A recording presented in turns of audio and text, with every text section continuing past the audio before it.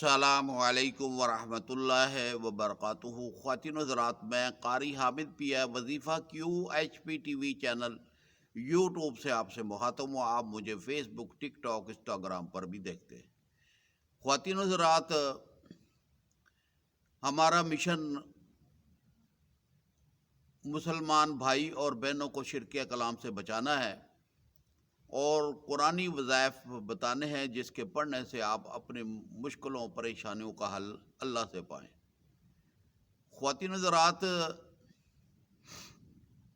وظیفوں کا سلسلہ جاری ہے اور ہماری پوری کوشش ہوتی ہے کہ ہم آپ کو قرآن کی آیت یا اللہ کے صفاتی نام یا صورتوں سے آپ کو کی اصلاح کریں کہ آپ جو ہے کہ آپ کی کوئی بھی خواہش ہے، آپ نے اللہ کے آگے سجدہ ریز ہونا ہے، کسی کے در پر جا کر سوال نہیں کرنا۔ اللہ پاک نے آپ کو پیدا کیا ہے، اللہ پاک نے وعدہ کیا ہے کہ آپ کو رزق دینا ہے، اللہ پاک نے وہ آپ کو اولاد دینی ہے،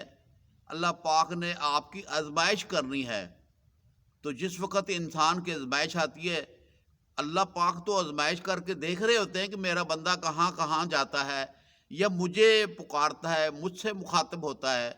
لیکن انسان غفلت میں پڑ کر اور تکلیفیں برداشت نہیں کرتا۔ وہ کہتا ہے کہ بس میرے پاس پیسہ ہے اور مجھے جب بھی کوئی تکلیف آتی ہے فوری طور پر ڈاکٹر کے پاس چلے جاتا ہے، یا جب پریشانی ہوتی ہے تو فوری طور پر کسی پیر فقیر کے پاس چلے جاتا ہے، لیکن خود محنت نہیں کرتا، اللہ کو یاد نہیں کرتا، وہ مشکلوں پریشانیوں میں گھرتا چلا جاتا ہے۔ جب انسان کے پیچھے لگ جاتا ہے تو پھر اللہ پاک اس کی رسی ڈھیلی چھوڑ دیتے ہیں اور دیکھتے ہیں وہ کیا کرتا ہے، اور پھر جب وہ آخر تک چلے جاتا ہے، مسئلہ حل نہیں ہوتا، تو پھر واپس بیک ہوتا ہے اور پھر رب کے آگے سجدہ کر کے کہتا ہے یا رب العالمین، در تیرا ہی ہے جہاں سے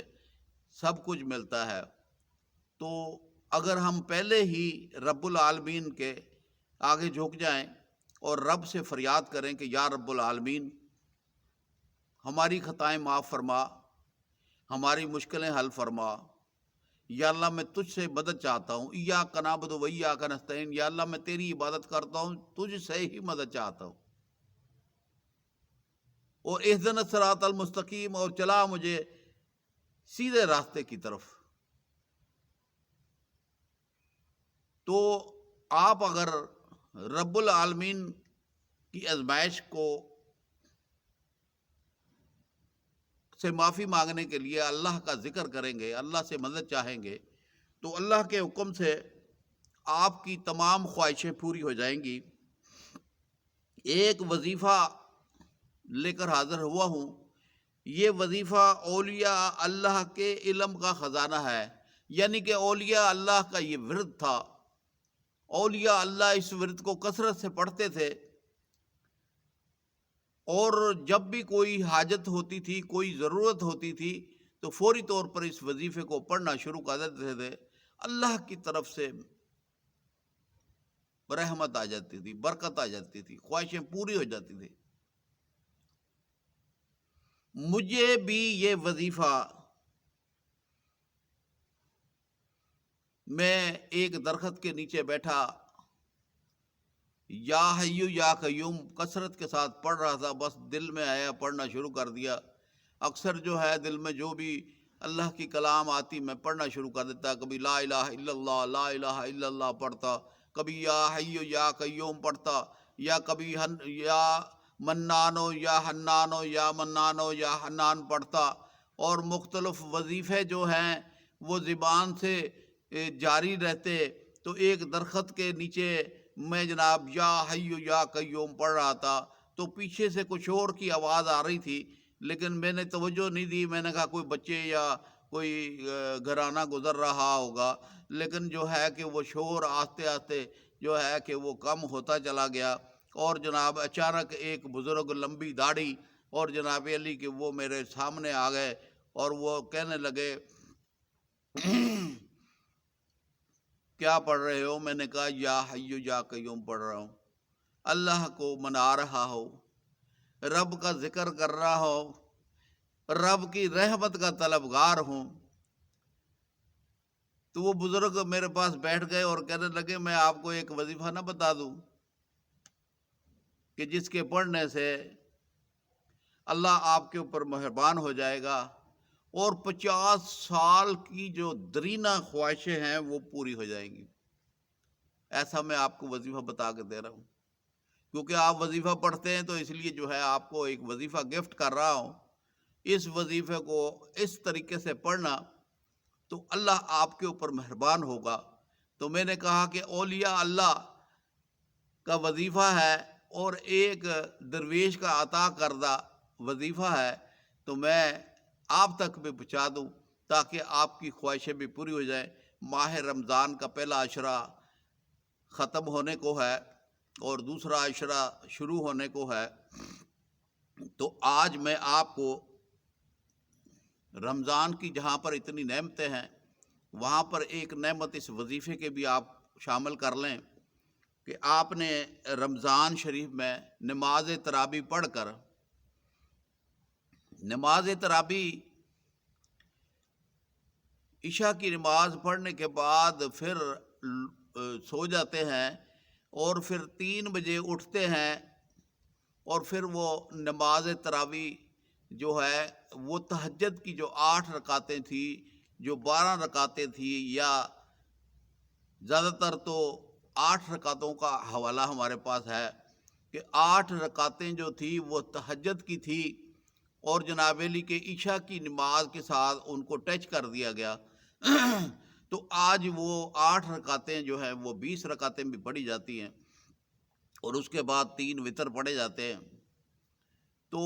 آپ نے رمضان شریف کے اندر یہ 14 دن کا عمل کرنا ہے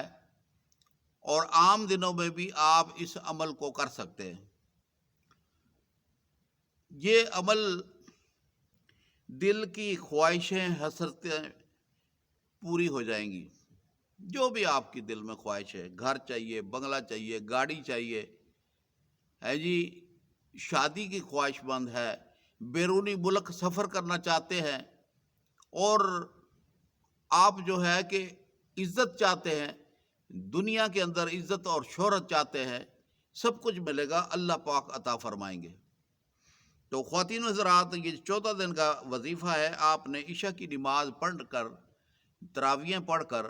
پھر آپ نے 21 مرتبہ درود ابراہیمی پڑھنا ہے اور درمیان میں بیدک الخیر انک علی کل شیء قدیر، یہ 114 مرتبہ یا 114 نہیں 141 مرتبہ آپ نے پڑھنا ہے، پھر آخر میں 21 مرتبہ درود ابراہیمی پڑھنا ہے۔ اور آپ نے